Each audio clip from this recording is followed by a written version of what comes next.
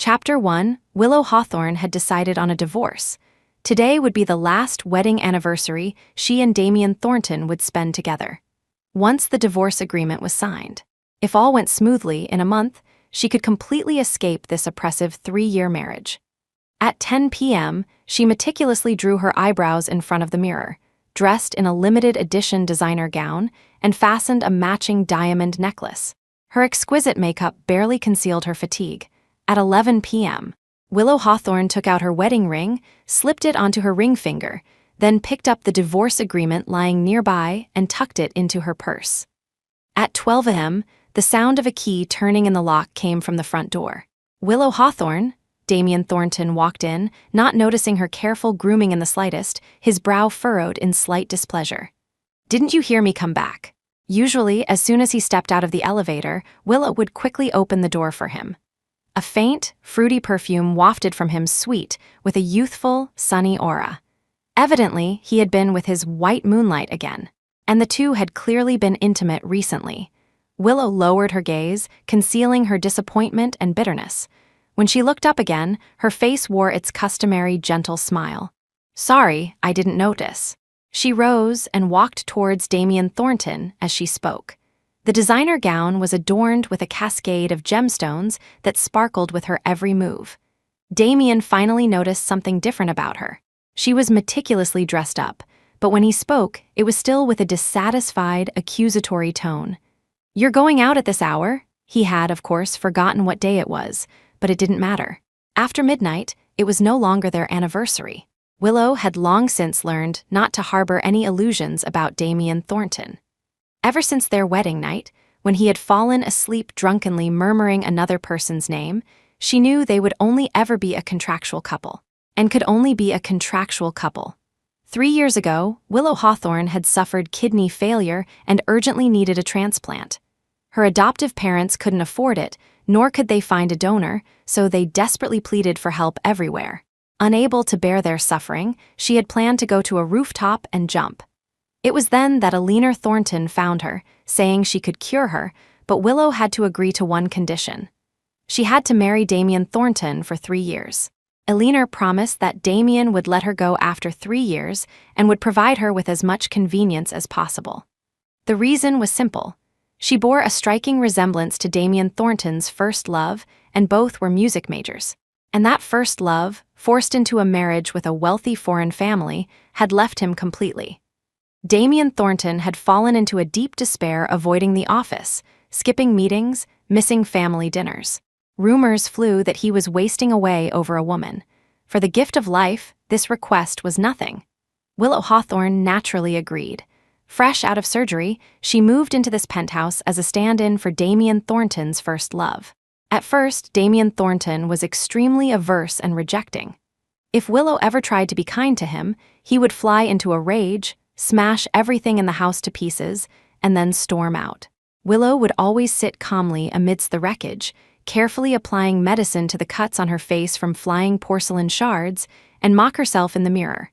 Well, isn't this, in a way, helping him pull himself together? Not long after the wedding, her adoptive father suddenly fell gravely ill and passed away quickly. Willow was immersed in grief for a time and had no energy to dwell on Damien Thornton's petty moods. Their relationship eased somewhat during the summer of their first year of marriage. Damien Thornton was sabotaged by a business rival. His car's brakes were maliciously tampered with. On a downhill slope, the car was like a runaway ball. The driver had also been bought off.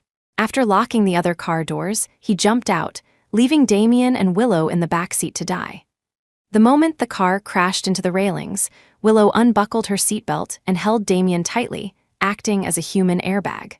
When she regained consciousness in the ICU, her vision blurry, she saw the man who had always been so cold, now unshaven, his eyes swollen, repeatedly whispering "I'm sorry" in her ear before being ushered out by alarmed medical staff. After that, Damien Thornton slowly started coming home more often, until he would only eat Willow's cooking, only found her choice of clothes appealing, and only allowed her into his personal space. He even gave her a gift on her birthday just that once. It was the gown she was wearing now. She thought she had finally melted his cold heart until their first wedding anniversary. She had dressed up meticulously and waited bitterly until midnight. The midwinter wind was truly cold. She shivered despite being wrapped in a thick coat. But she only discovered from his friend Marcus Davies' social media feed that he had flown to the other side of the world to see the aurora. Leaning against him was the back of an unfamiliar woman with long hair. Marcus Davies had captioned it, "Lovers finally get their happy ending." On this side of the world, Willow looked at her marriage certificate with Damien Thornton. Lovers. Didn't a marriage certificate make them family anymore? On the certificate, she looked dazed and nervous, while the man's head was turned to the side, his expression only impatient and disgusted. Looking at it that way, it seemed they really weren't. Willow Hawthorne carefully put away the marriage certificate, along with her budding affections, buried in the winter night. Chapter 2, Willow Hawthorne, I'm talking to you. Didn't you hear me? Damien Thornton's impatient voice pulled Willow back from her drifting thoughts. Perhaps it was because she was leaving soon, but she found herself actually spacing out while looking at Damien. After all, for the past 3 years, her eyes had only been on him, ready to respond to his every need. Today is our 3rd wedding anniversary. I was planning to go out and celebrate with you, but you worked overtime and just got back. You should probably just wash up and rest, Willow said deliberately, a gentle smile playing on her lips. Damien Thornton's expression stiffened slightly, his Adam's apple bobbed. A subtle, satisfying sense of revenge flickered in her as the corner of her mouth curved up. She knew, of course, that his claim of working overtime was a lie. Rumor had it that the Sterling family's daughter, Serena, had experienced a marital breakdown abroad and had quietly returned to the country. Today was the day Serena Sterling returned. As soon as this news broke, Willow knew Damien wouldn't be able to sit still. Sure enough, she immediately received a message from him saying he had to work late. At that very moment, his secretary had also just replied to her, saying that her boss had already driven away from the company. Seeing him return so dejected and clearly in a bad mood, he had probably failed in his pursuit of love. Damien reined in his temper slightly, without a hint of apology. It's not too late to have the restaurant deliver now. It's cold outside, not good for going out.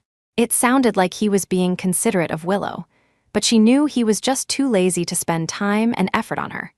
Willow wasn't annoyed, nor did she remind him that the time had already passed. She agreed readily, all right. After Willow had ordered from the restaurant and changed into her home clothes, she looked up to see Damien putting on his overcoat. She froze for a moment, reminding him, I just ordered. It hasn't arrived yet. Damien's hand, adjusting his tie, paused for a second before he said, There's an emergency at the company. You eat by yourself. I'll make it up to you next time. Then he hastily grabbed his car keys and left. His steps were quick, urgent, and he looked very happy. Willow glanced at the car keys. He had taken the Bugatti. The last time he drove that car was when Serena Sterling had made a sudden return trip, and he had rushed to the airport to meet her.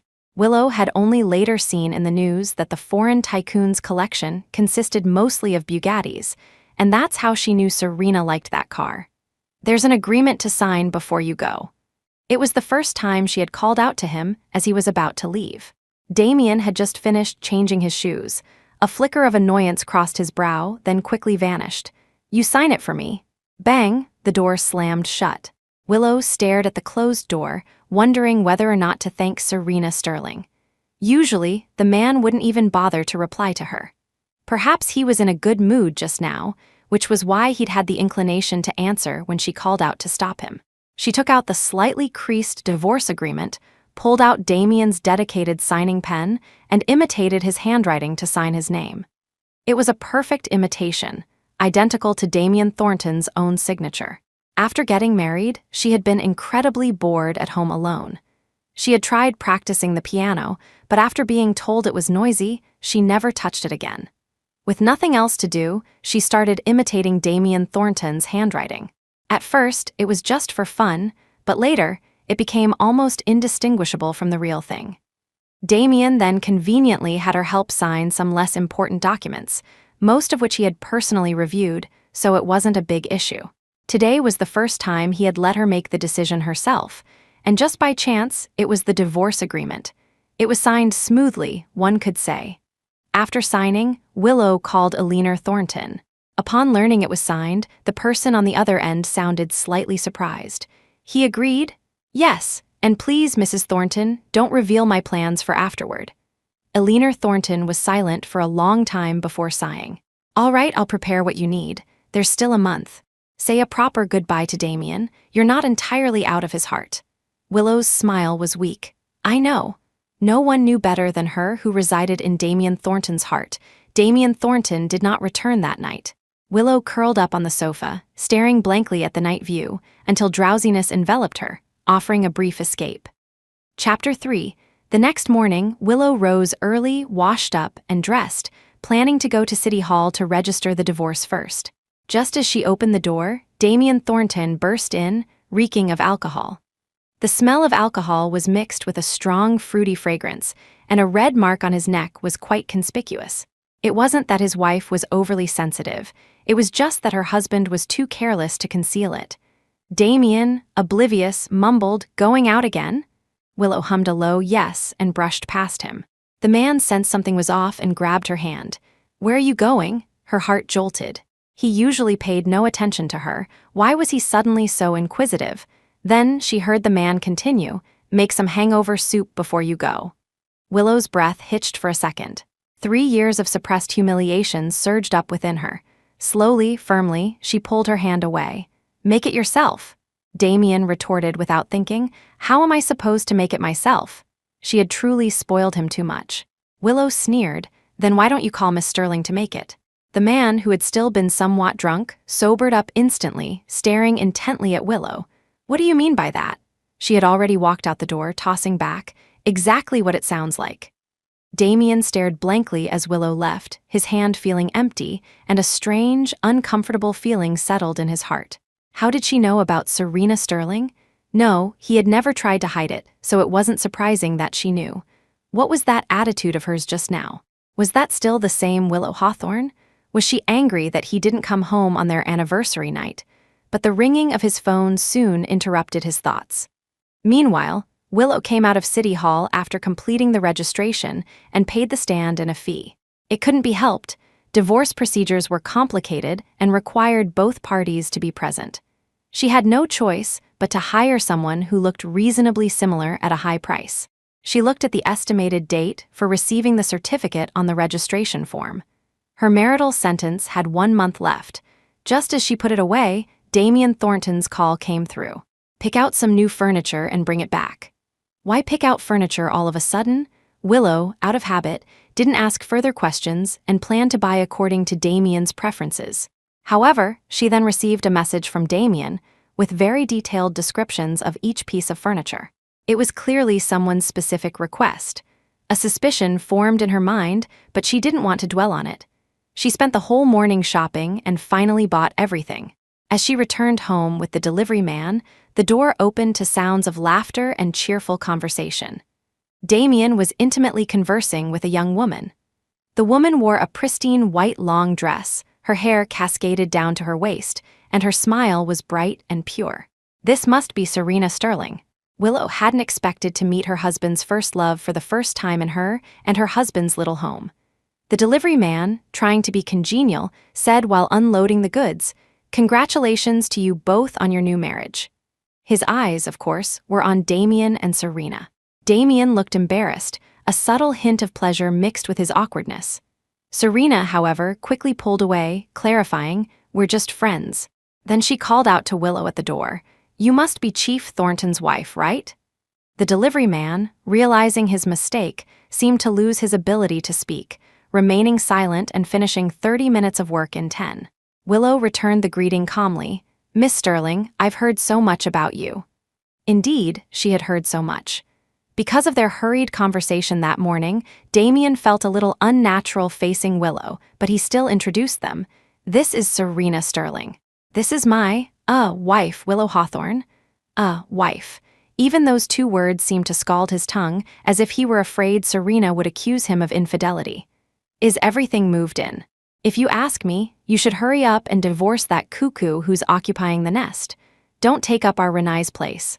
A noisy complaint approached from a distance, stopping at the living room entrance. Chapter 4. Marcus Davies hadn't expected Willow Hawthorne to be there at all. His words died in his throat. The three of them stared at each other, a strange silence descending, yet a sense of a united front forming amongst them. Willow was an outsider, unable to join in. Serena Sterling was the first to react, taking Willow's hand to explain. "Willow, don't overthink it. Mark just likes to talk nonsense. He's got a loose cannon for a mouth. He's gotten himself into trouble countless times because of it." They weren't exactly familiar, and this sudden hand holding made Willow, who had mild mysophobia, quite uncomfortable. She politely withdrew her hand and smiled at Serena.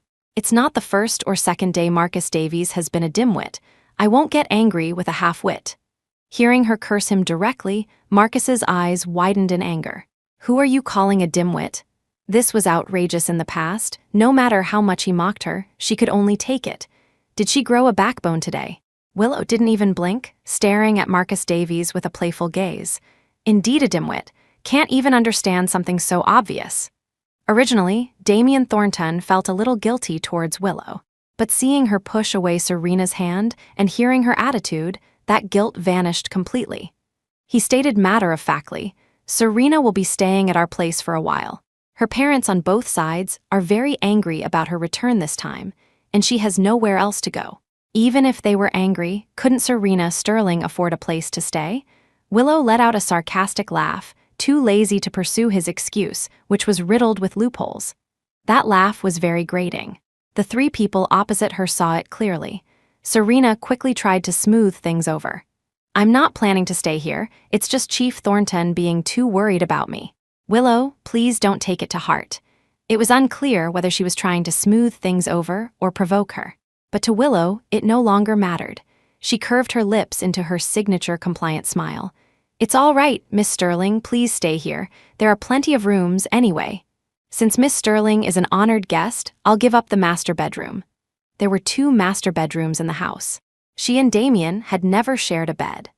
Under Damien Thornton's astonished gaze, Willow had already naturally taken out her phone to call for movers to come and change the furniture.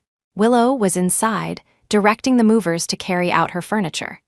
The three of them sat in the living room, watching her things being moved from the master bedroom to the living room, piece by piece.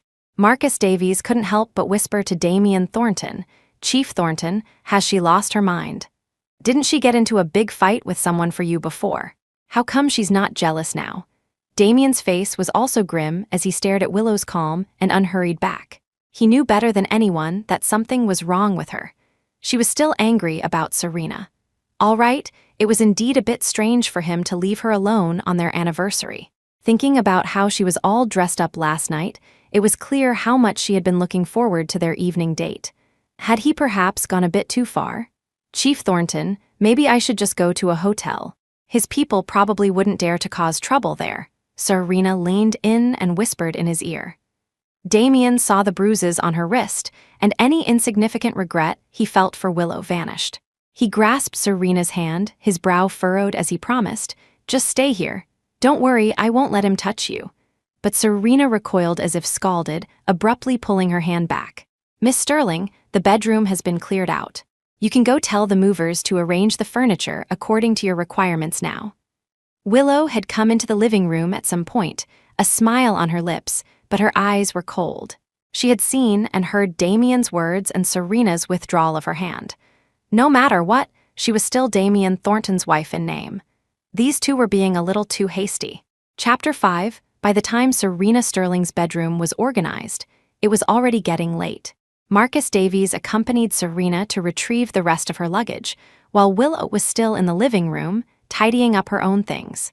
Moving once was good. It allowed her to discard what needed to be thrown away first. Seeing Willow dawdle in putting away her furniture and ornaments, Damien Thornton couldn't help but ask, "Haven't you finished tidying up yet?" Willow looked up at him. "Is it bothering you?" When she moved things to the living room earlier, she had deliberately avoided Damien's activity area so it wouldn't affect him in any way. Damien was speechless, casually making an excuse, "It's too late, it will disturb others." A spacious penthouse with no next-door neighbors. The lower floor was a void, and a thick soundproofing layer had been added. It was unclear who others she might disturb, probably ghosts. Willow knew he was just finding fault, possibly dissatisfied with her attitude towards Serena. But giving up the master bedroom was the most magnanimous thing she could do. Therefore, she merely lowered her eyelids and replied indifferently, "If it's noisy, just bear with it." She had endured him for 3 years.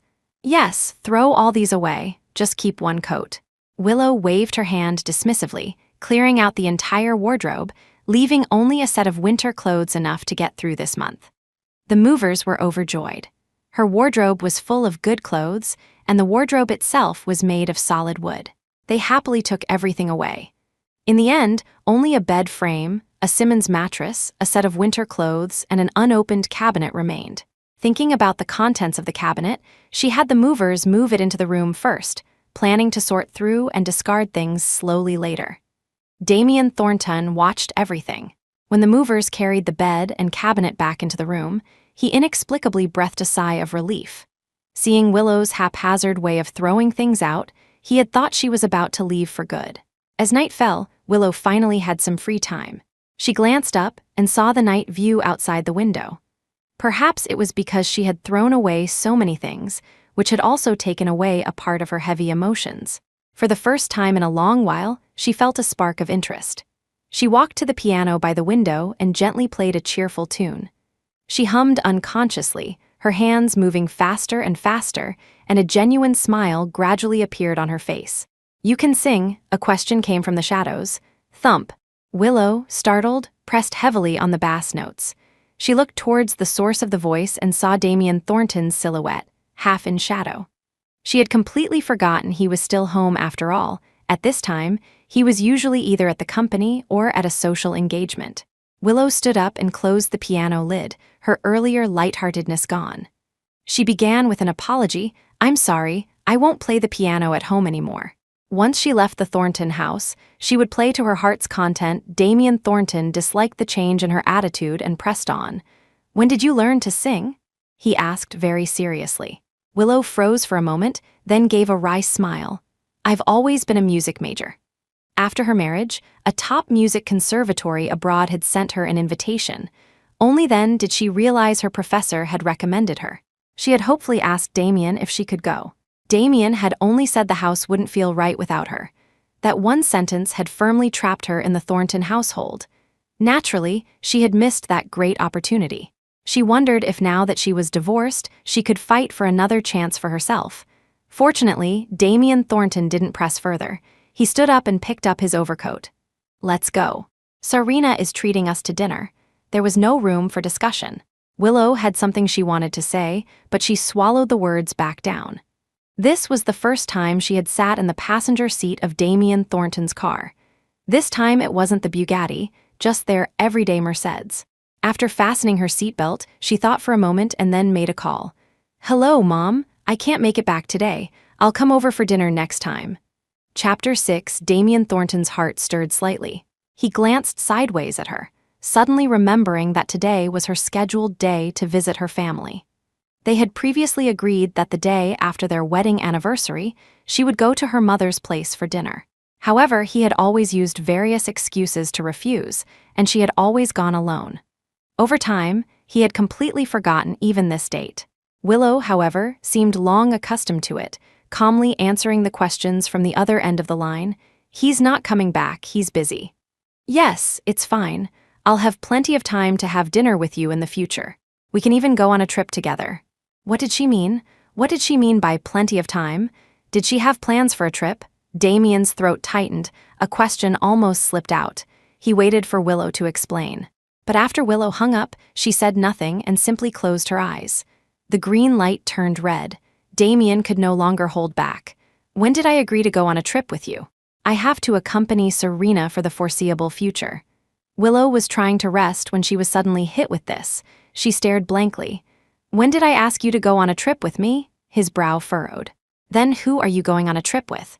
Hearing his relentless questioning, Willow opened her eyes in annoyance, her tone sharp. "Well, it's not an affair, that's for sure." She just wanted to close her eyes and rest quietly. Couldn't he just shut up? He'd forgotten the day she was supposed to go home for dinner, yet he was so concerned about what she'd just said. "You!" The red light turned green. Willow closed her eyes again and said calmly, "Just drive quietly." You didn't say a word when we were sitting in the car, so why are you so talkative now that you're driving? It wasn't as if they hadn't gone out together before, sitting quite intimately in the back seat. But Damien had either kept his eyes closed or stared out his window the entire time. Having someone sit next to him was no different from having a large stone there. Damien was so shocked he even forgot to retort. Was he hearing things? Were those words really coming from Willow Hawthorne's mouth?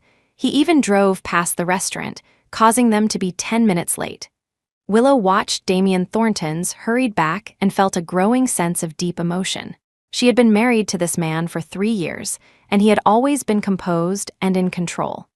When they first met, she couldn't possibly associate this person with the decadent man Eleanor Thornton had described. It turned out he did have a flustered side, a side he only showed for Serena Sterling. Serena Sterling and Marcus Davies seemed to have been waiting for a long time. As soon as their eyes met, Marcus scanned Willow from top to bottom, then snorted coldly. It's just dinner, not a beauty pageant. What took so long? He naturally assumed Willow had been dawdling and wasting time. And Damien, even though he heard this misunderstanding, didn't speak up to defend her. She wasn't important. She had understood that long ago. Marcus muttered again, "Told you not to invite her." What a pain in the neck. Willow, being a musician, had excellent hearing. She knew Marcus Davies disliked her. When they had suddenly announced their marriage, Marcus, in front of all the guests, had said that Damien Thornton had only one fiancé. That person, of course, was not Willow Hawthorne. Although Eleanor Thornton had flusteredly pulled Marcus away, Damien had never denied it from beginning to end. Naturally, Damien Thornton's circle of friends did not welcome Willow Hawthorne. Others also gossiped and speculated about what methods she had used to climb into Damien Thornton's bed. After the marriage, Marcus's bullying had never ceased. Humiliating her seemed to have become his pleasure and daily routine. And Willow, for the sake of her reputation as young Mrs. Thornton, had endured it all. At this moment, she slowly took off her coat, looked at Marcus Davies, and curved her lips. "If you find it such a pain, you can leave." The same as always, her signature, Mrs. Thornton's smile. Today, however, it was particularly laced with mockery. Marcus couldn't stand this provocation. He gritted his teeth and retorted, "You're the one who should leave. Always being a third wheel. You don't really think you're young Mrs. Thornton, do you?" Chapter 7, Serena Sterling immediately intervened with an apology. Damien Thornton remained silent. The three of them, in a coordinated act, were performing a terrible play. Willow ignored them, engrossed in ordering her food. After she finished, Damien took the menu, quickly ticked off a few items, and handed it directly to the waiter. Then he said to Serena, "I ordered a few of your usual favorites. We can add more later." And then the three of them started chatting. They talked about the past, amusing anecdotes, and embarrassing moments they'd shared. Willow buried her head in her food, eating intently, as if she and they were on different planes of existence. The idle chatter suddenly paused. Serena looked at Willow, seeming genuinely apologetic. "I'm sorry, I forgot about you. Have you and Chief Thornton done anything interesting together?" One sentence pushed Willow into an extremely ridiculous situation. What interesting things could she and Damien Thornton possibly have done?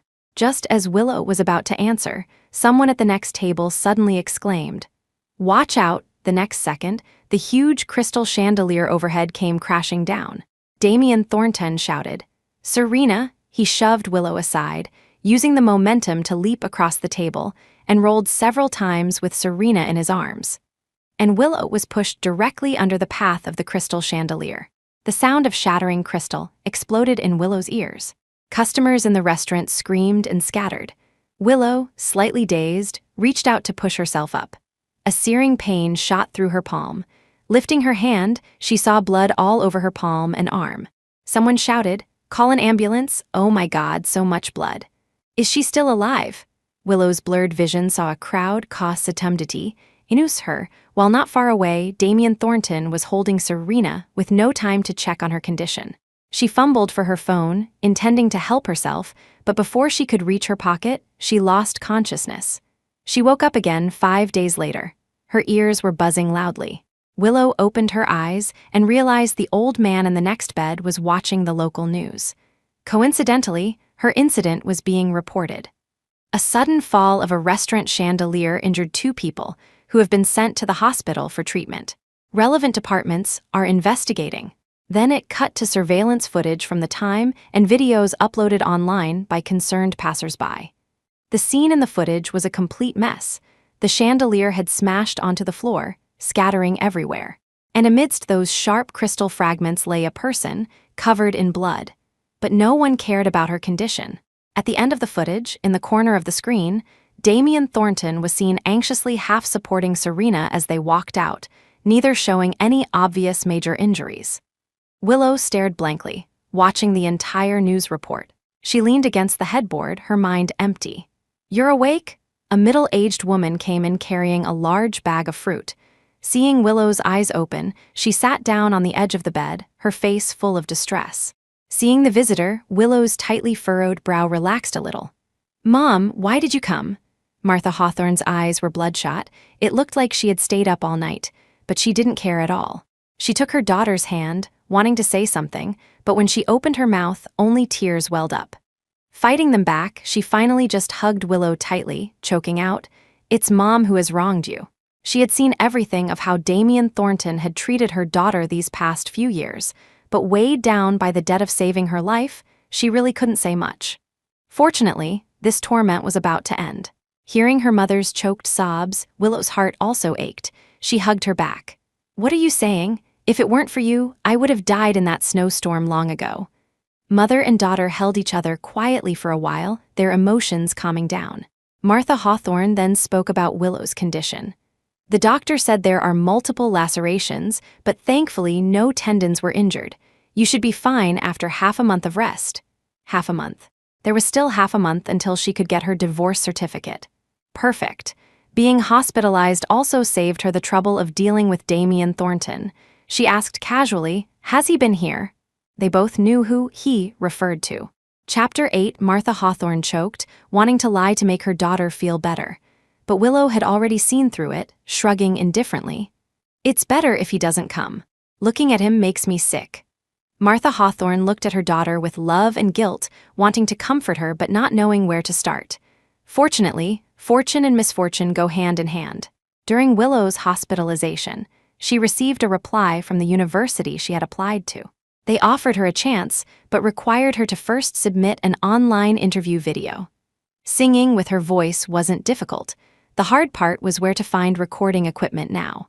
She hadn't touched this profession for 3 years, and the equipment she had saved up to buy had long since been sold off, passing through who knows how many hands. After much thought, only a leaner Thornton had this capability. Willow considered for a long time before making the call while Martha Hawthorne was out. It had been a long time since she had spoken to a leaner Thornton. A leaner Thornton, on the other end, sounded fairly natural. "Are you feeling better?" Willow replied politely. "I'll be discharged soon." Then she stated her purpose directly. A leaner Thornton, of course, agreed readily, then paused and added, "Damien has been busy lately, so he hasn't come to see you. Don't take it to heart." Willow froze for a moment, then smiled. "Yes, I know." Of course, he was busy. Busy winning Serena Sterling's favor, busy peacocking.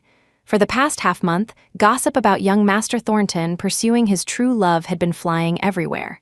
Because the chandelier incident had exposed Serena Sterling, Serena's husband from abroad had furiously pursued her back to the country. The three of them were entangled in a mess, with headlines even asking, "Can young Master Thornton win back his first love?" Everyone tacitly assumed that she, young Mrs. Thornton, didn't exist. As Willow hung up the phone, she heard a leaner Thornton add, "No matter what, please make an appearance at the celebration gala 2 weeks from now. It's good for everyone to part on good terms." It was a request from her lifesaver. She couldn't refuse and agreed. Looking at the date, it was coincidentally the day her cooling-off period ended. Another week passed, and on the day the cooling-off period ended, Willow was also due to be discharged from the hospital. Martha Hawthorne went to get the car first, while Willow handled the discharge procedures alone. The young nurse asked with a hint of concern, "Do you really not need to inform Mr. Thornton?" Willow felt it was inexplicable. "Why should I tell him?" The nurse said matter-of-factly, "He has always been very concerned about your condition." Willow interrupted her, "No need." Concerned about her condition? In his dreams, perhaps. What a joke. Willow first went to City Hall with Martha Hawthorne to get the divorce certificate, following the same procedure as before. The clerk was initially a bit suspicious, but seeing her limping leg and remembering the previous news, they quickly processed it. At the same time, their impression of Damien Thornton worsened. Upon receiving the divorce certificate, Willow's heart finally settled. She didn't want to go back to that shared home. Fortunately, there weren't many things inside. If she didn't want them, she didn't want them. Just as she settled down at her mother's place, Damien Thornton's call came. Full of accusation, "You've been discharged?" Willow didn't much care about his emotional fluctuations. "Yes." The dissatisfaction on the other end intensified. "Why didn't you tell me? I'm coming home right now." "No need, I'm not at home." The phone was silent for a second before his tone deepened. "What do you mean, not at home?" Willow suddenly felt this person talked a lot of nonsense. She replied casually, "It means I'm not at home. See you at the celebration gala." She hung up first. This was the first time in 3 years she had actively hung up on Damien Thornton. However, a man with such strong pride as Damien Thornton would definitely call back to get to the bottom of it. Sure enough, the phone rang again. She turned it off directly. The world was quiet. Anyway, Damien Thornton wouldn't come looking for her. He wouldn't care if she lived or died. Otherwise, why hadn't he shown his face even once during her month-long hospital stay, not even bothering to put on a superficial act? Chapter 9, 8 p.m., The Celebration Gala.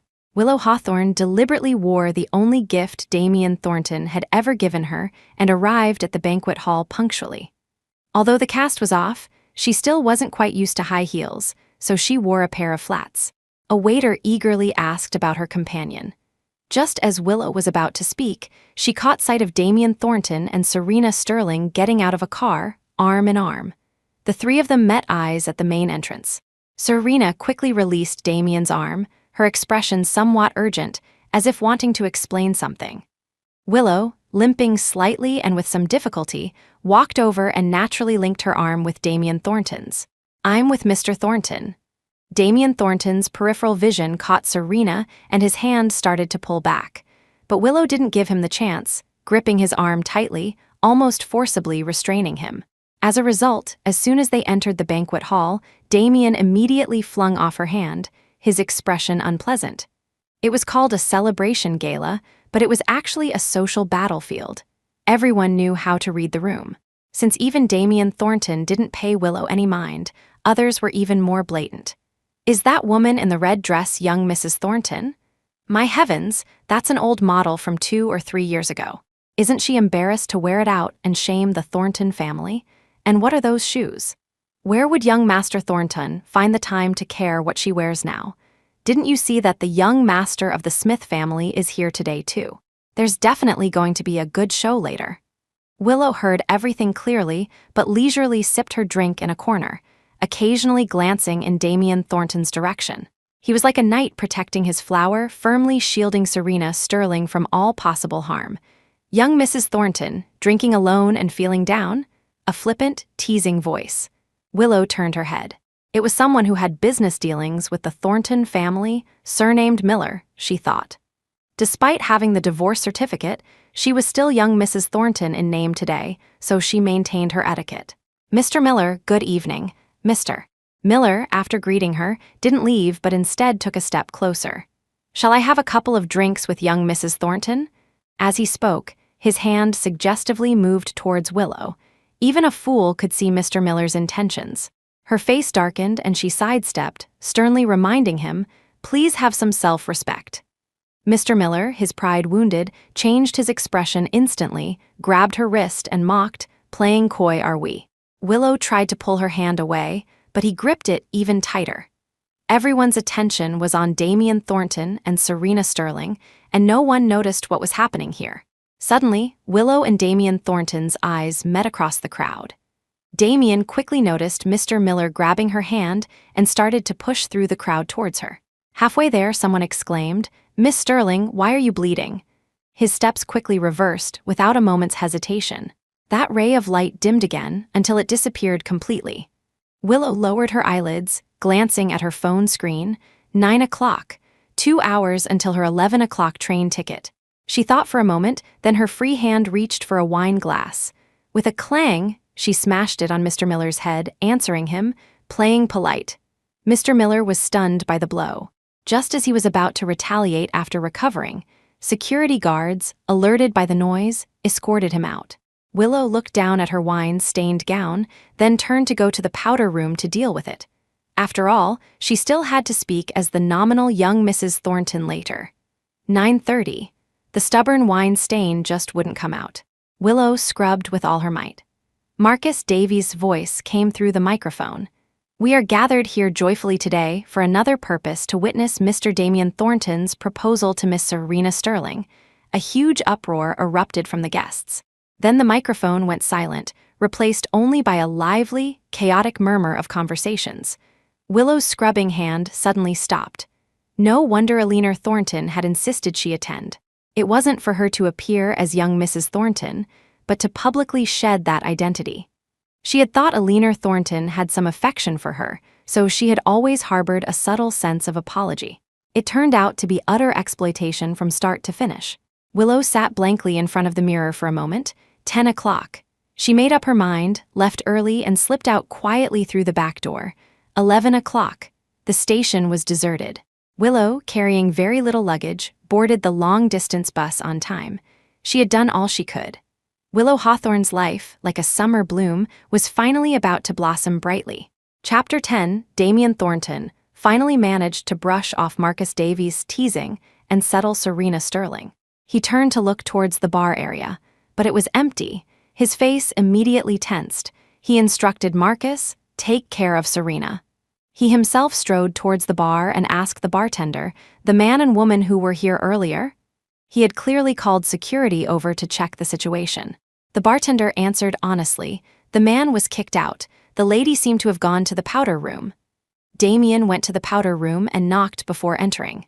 It was completely empty, not a soul in sight. An inexplicable panic seized him. He quickly took out his phone and called Willow Hawthorne. "Sorry, the number you have dialed is temporarily out of service." The mechanical female voice was icily cold. Had she blocked him? What was she angry about? Angry that he hadn't gone to see her, or angry that he hadn't rescued her in time just now? Serena Sterling, her face full of worry, came looking for him. "Where's Willow? I haven't seen her since just now. Is she angry?" Damien was extremely annoyed. Why had this usually magnanimous person become so petty recently, always disappearing at the drop of a hat? "Don't worry about her. She'll be fine after a few days of sulking by herself." Just as he was speaking, Alina Thornton also approached. "Damien, Serena, you're both here. Perfect." She walked in, closed the door, and looked at them lovingly. "I organized this celebration gala with another purpose in mind. It would be best if you two got engaged today." Both Damien Thornton and Serena Sterling were shocked. "Mother, what are you talking about? I'm already married." That was also why he had refused Marcus Davies' teasing earlier. Alina Thornton froze, looking at Damien suspiciously. "Didn't Willow tell you? Then how did you get the divorce certificate?" Damien's mind went blank for a moment. "What divorce certificate?" "Yours and Willow's divorce certificate." She took out her phone and showed him a photo. It was the cover and inside of a divorce certificate. The date was very recent, a week ago. A week ago? Wasn't that the day Willow Hawthorne was discharged from the hospital? She had been in the hospital for about a month in total. Didn't that mean she had gone to register for divorce the day after their anniversary? Damien mentally retraced the dates, growing more alarmed with each step. No wonder the person who never went out in the morning suddenly left so early, without any explanation. No wonder she suddenly threw away so many things. No wonder she didn't contact him at all during her month-long hospital stay. So she had been plotting this all along, but the divorce agreement required both parties' signatures. Willow Hawthorne could never have imitated his signature without his permission. Damien suddenly remembered that on the night of their anniversary, as he was rushing out, Willow had mentioned some agreement, and he had told her to handle it as she saw fit. Fine, this was how she handled it. Damien Thornton's gaze turned cold as he emphasized. "I didn't sign that divorce agreement. It doesn't count if she had told me it was a divorce agreement." Alina Thornton interrupted him. "If you had known it was a divorce agreement, what then? You wouldn't have signed it. You'd spend your whole life with Willow? A lifetime." Those two words seemed too distant. Eleanor Thornton's tone softened a little.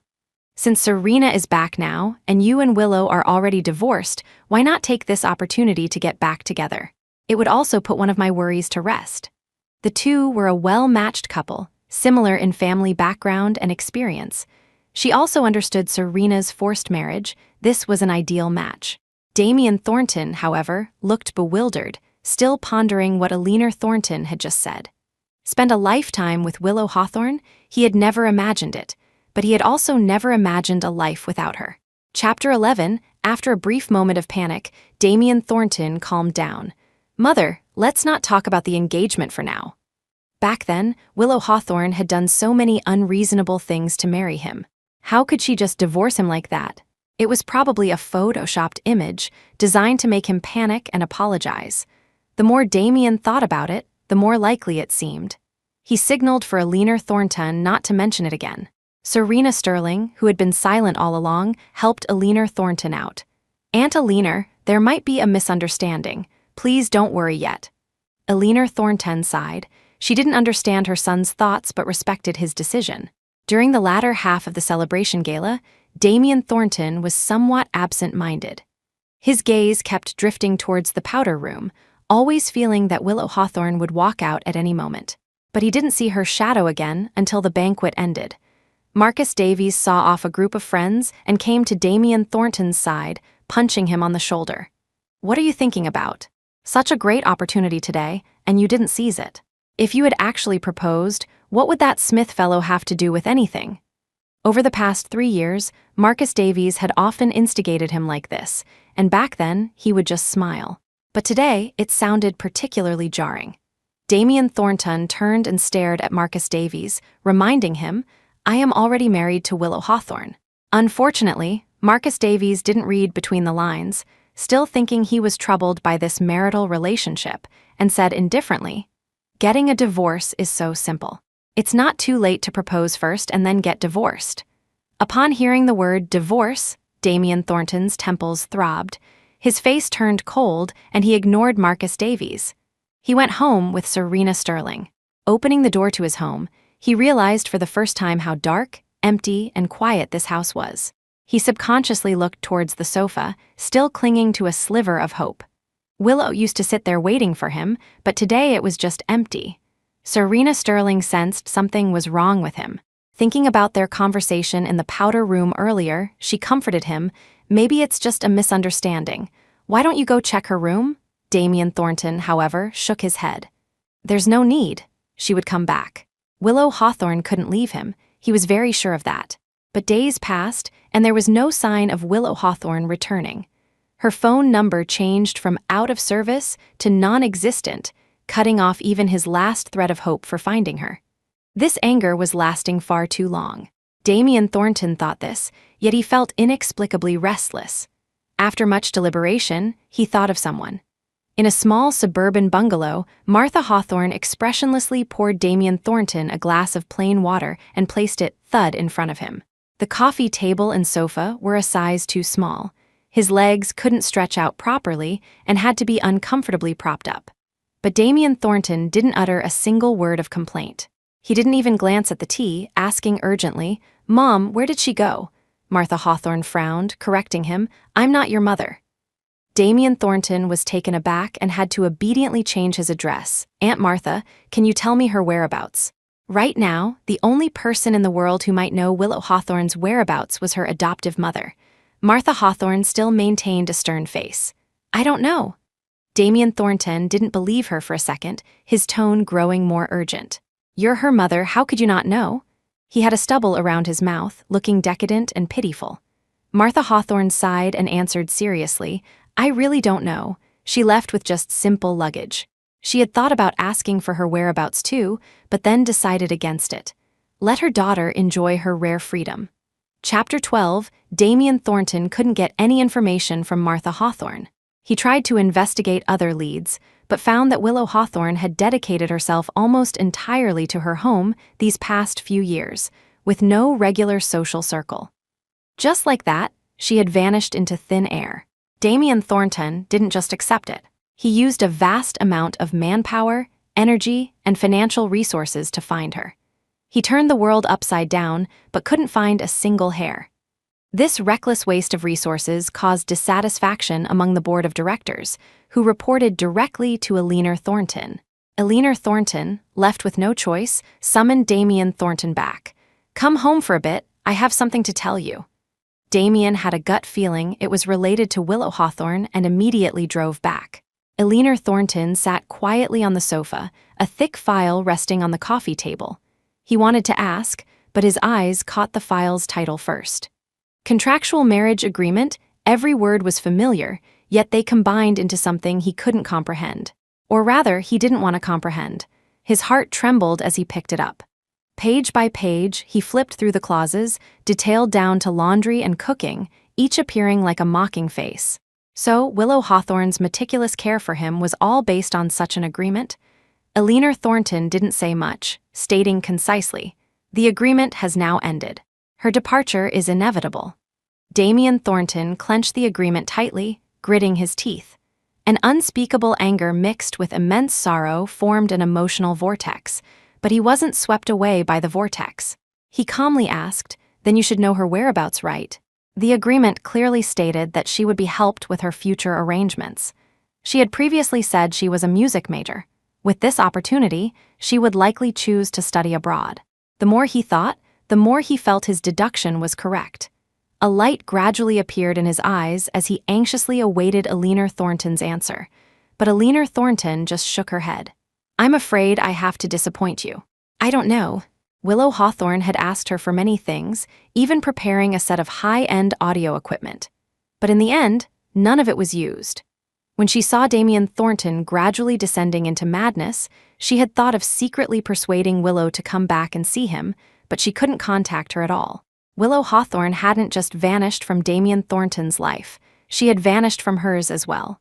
Damien Thornton refused to believe it, yet he had no choice but to. Once again rejecting Eleanor Thornton's suggestion of a marriage between him and Serena Sterling, he returned home, expressionless. The house was a mess, shirts and trousers strewn on the floor, along with some empty liquor bottles. He disliked strangers in his home, so Willow had always been the one to clean up. But now she was gone.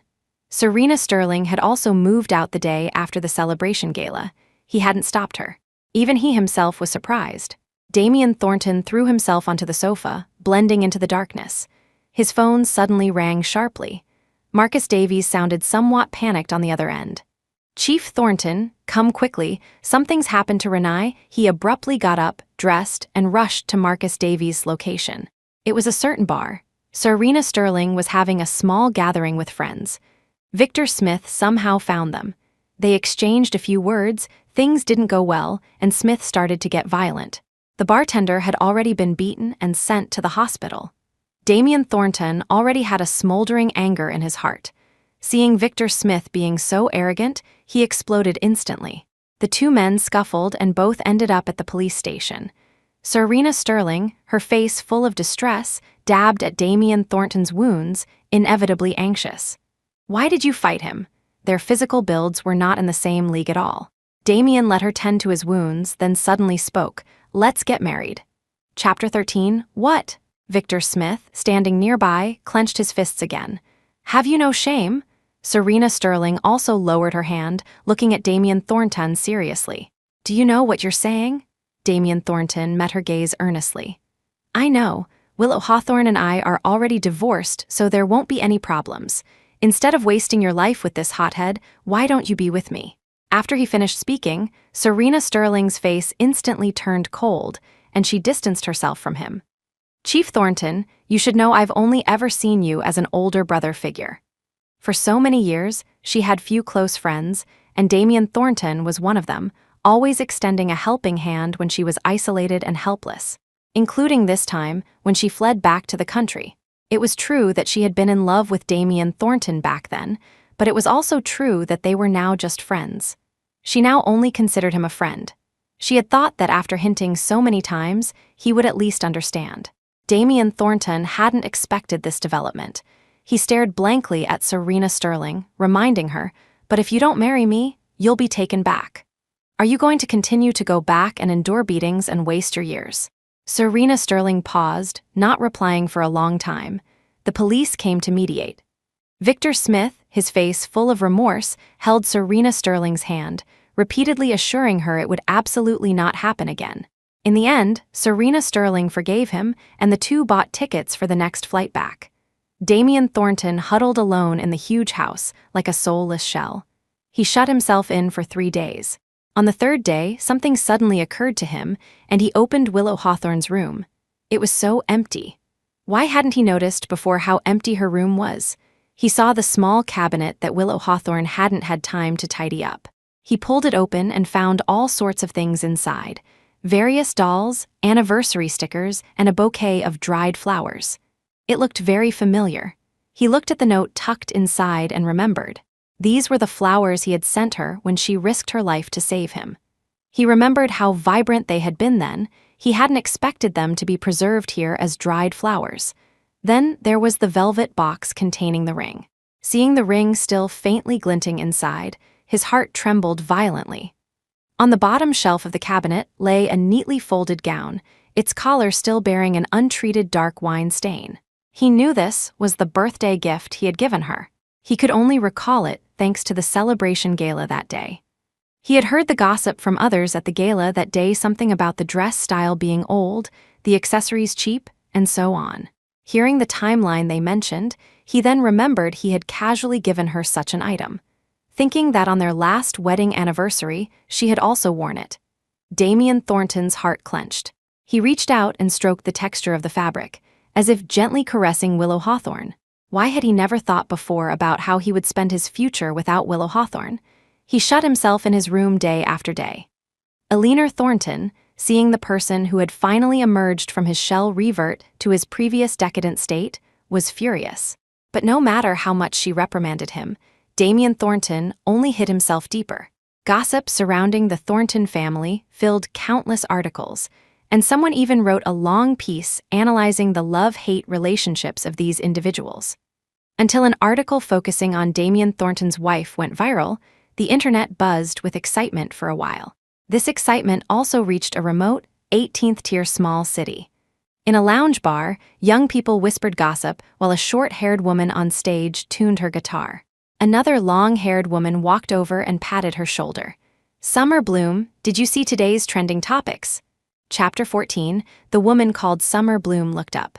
Her appearance was very similar to young Mrs. Thornton from the gossip, but her demeanor was more resolute and free-spirited.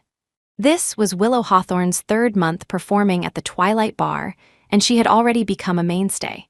The long-haired woman speaking was Roxanne Bell, the owner of the Twilight Bar. Back then, Willow had left Bridgewater overnight, not following any of the paths Eleanor Thornton had planned for her. She had even given up on the university she had applied to. She didn't have any particular plan. At that moment, she simply needed a place where no one knew her to start over. Willow Hawthorne smiled, brushing Roxanne's hand away. "I don't have time to check trending topics." Because as soon as she went online, it was flooded with news about the Thornton family. She wasn't interested and didn't want to get involved. Whether Damien Thornton had gone mad, become foolish, or lost his mind, it had nothing to do with her. Roxanne tutted twice, her gaze flicking to a corner, and she jutted her chin. "He's here again, really not going to give him a chance?" In the corner sat a sunny, boyish young man. After making eye contact with Roxanne, he smiled and waved, then turned his gaze back to Willow Hawthorne, his eyes full of tender admiration. Willow Hawthorne merely glanced at him lightly. No chance. 3 years of torment had left her temporarily uninterested in men. The answer was also what Roxanne had expected. She raised her phone, getting back to work. "Let's take today's flash photo. Thanks to you, the shop's account followers are skyrocketing." Willow Hawthorne put on her baseball cap as usual, pulling the brim low. Her long fingers swept across the guitar strings, and she began to sing a gentle, elegant English song. Back then, to study abroad, she had specifically practiced her spoken English. She hadn't expected to use it here. An elderly gentleman in the audience cast a surprised gaze, silently memorizing Willow Hawthorne's face. The song went viral, spreading like wildfire across major platforms.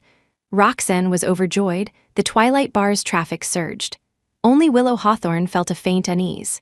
Although she wore a baseball cap and kept a low profile, there was no guarantee that acquaintances wouldn't recognize her.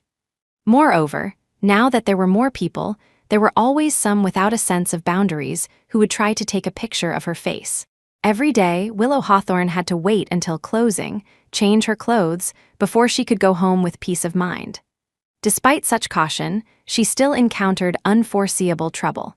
This day, she had just changed her clothes and was pushing her small electric scooter out. A dark figure blocked the alleyway. Seeing the dark figure from afar, Willow Hawthorne became vigilant. But this was an 18th-tier small city. There might not even be many surveillance cameras on the main streets, let alone in a nook and cranny alley like this. Willow Hawthorne retreated, prudently choosing self-preservation, intending to go back to the Twilight Bar first. She had just turned around when the dark figure, clatter, clatter, clatter, ran towards her at an accelerated pace. The back door of the Twilight Bar was a rusty iron gate. Willow Hawthorne took out her key and hurriedly tried to unlock it, but the dark figure was still a step faster, pinning her against the door. "Teacher Summer Bloom, I really, really like you." The person was extremely frenzied, shouting Willow Hawthorne's alias while puckering his lips, trying to kiss her. Willow Hawthorne tried to break free, but found that this madman's grip was extraordinarily strong, making her hands ache. "What are you doing?" With a roar, a figure rushed over swiftly, landing a solid kick on the madman's right waist, sending him flying 5 steps away. Willow Hawthorne, still shaken, looked at the newcomer and froze slightly. "You haven't left yet." The person before her was the sunny, puppy dog-like young man who came every day and sat in the same spot. Leo Sterling, seeing Willow Hawthorne up close, felt his heart pound. Hearing that she still recognized him, his heart beat even faster. He stammered an explanation, "I just happened to be passing by here." Chapter 15. Willow Hawthorne glanced at the time. 3 in the morning. This place was in the middle of nowhere. She really didn't know how he happened to be out here. She didn't expose the young man's little thoughts, just nodded her thanks. "Thank you, I'll buy you a drink tomorrow." Leo Sterling, seeing she was about to leave just like that, took a step sideways to block her. Then, realizing this action was no different from the madman's earlier, he retracted it, but then suggested pitifully, "It's somewhat unsafe for you to go back alone.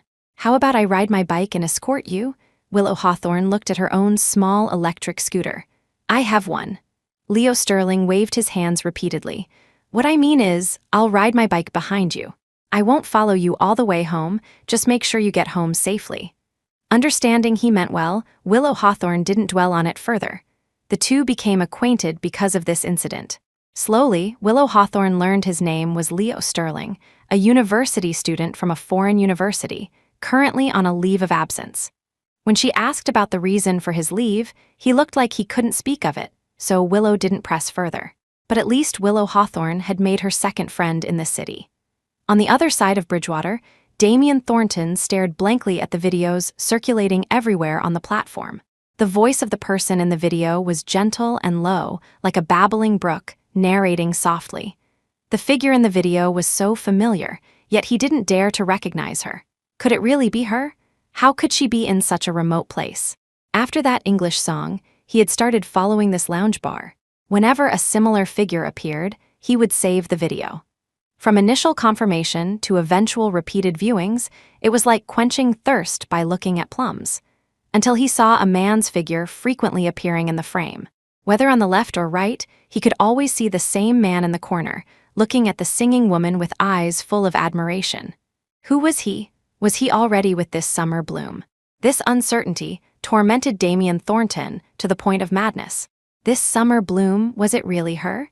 He was eager to confirm, and in his eagerness, he made a decision that he would regret for the rest of his life.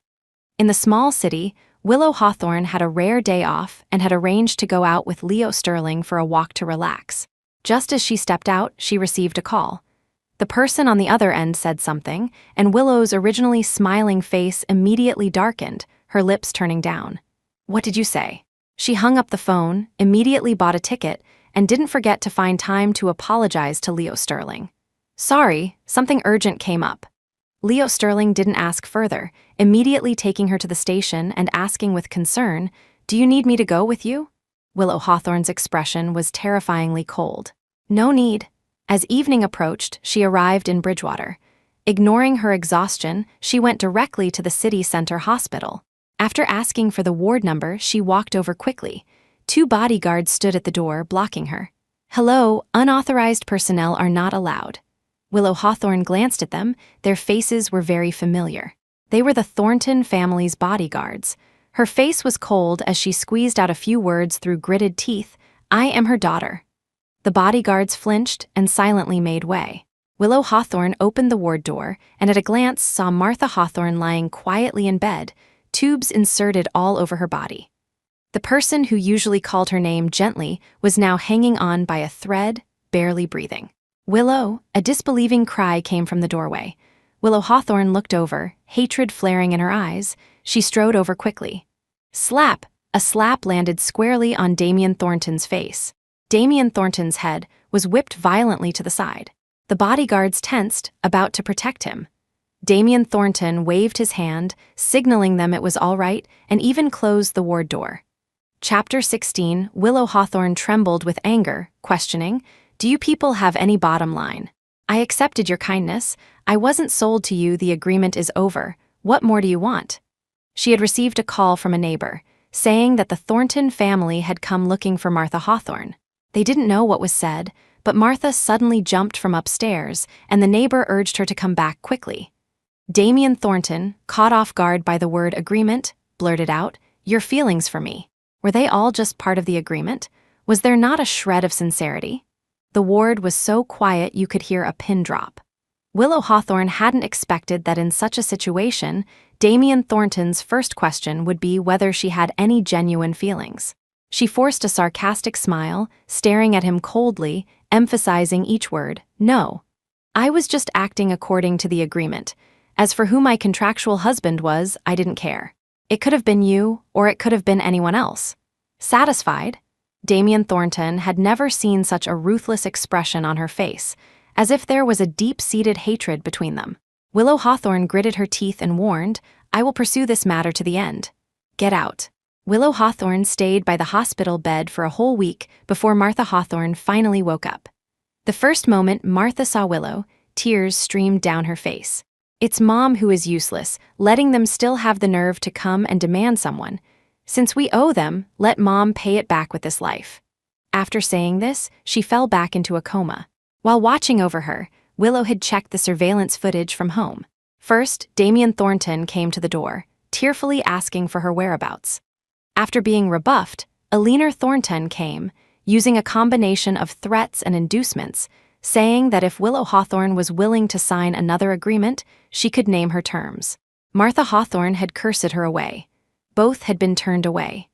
The third time, Marcus Davies came with several thugs, his mouth spewing threats about how Willow Hawthorne owed the Thornton family a life, and so on.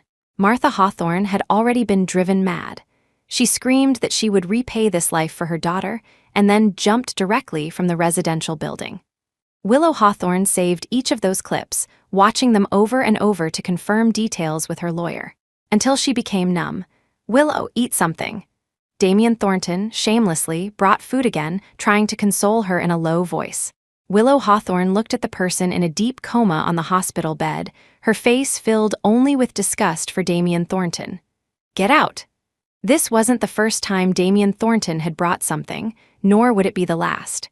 Damien Thornton, losing face, put the items aside and said, "Mark was indeed wrong in this matter. I've already sent him to Africa to rough it. Whatever compensation you want, you can ask for it." Willow Hawthorne stared at him coldly. "I want my mom alive and well. I want Marcus Davies lying here." That shut Damien Thornton up.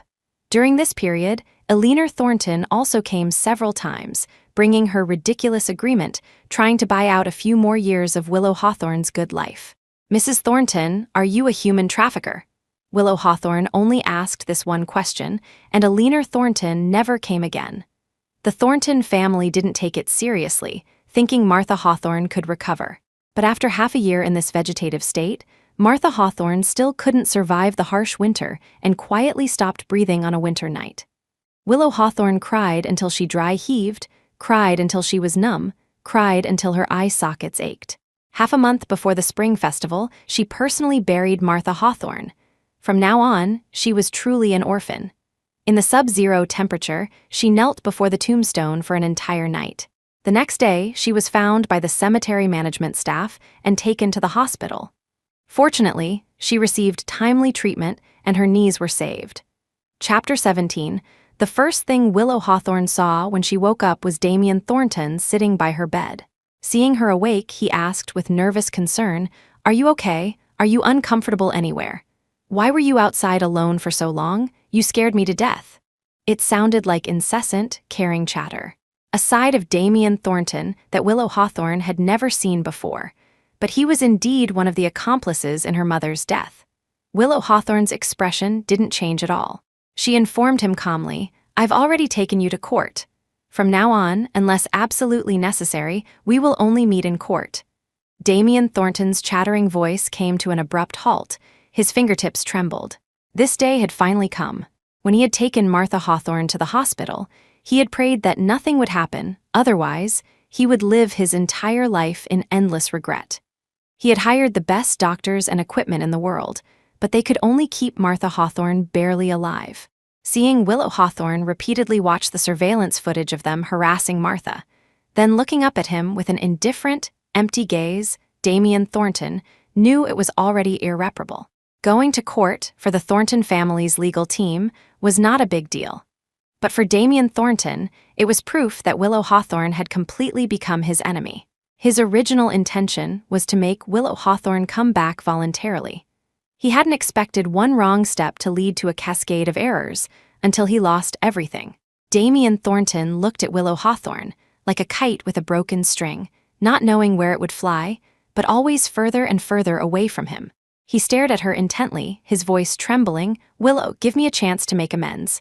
I really didn't mean it. I just wanted you to come back." Willow, I was really wrong."